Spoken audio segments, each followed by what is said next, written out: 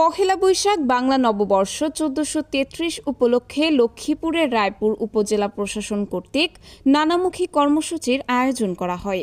মঙ্গলবার ১৪ এপ্রিল সকাল ৯টায় মঙ্গল শোভাযাত্রার মধ্য দিয়ে কর্মসূচিগুলো বাস্তবায়ন করা হয়।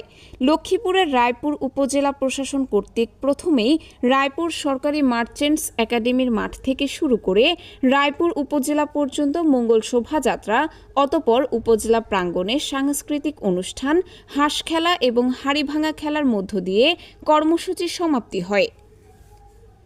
উপজেলা কর্তৃক আয়োজিত নানামুখী কর্মসূচিতে উপস্থিত ছিলেন রায়পুর উপজেলা নির্বাহী কর্মকর্তা মেহেদী হাসান কাউসার, রায়পুর উপজেলা সহকারী কমিশনার নিগার সুলতানা, উপজেলা এলজিডি প্রকৌশলী মোহাম্মদ সুমন মুন্সি, রায়পুর মাধ্যমিক শিক্ষা অফিসার সহ রায়পুর উপজেলার অন্যান্য সরকারি কর্মকর্তা ও কর্মচারীবৃন্দ।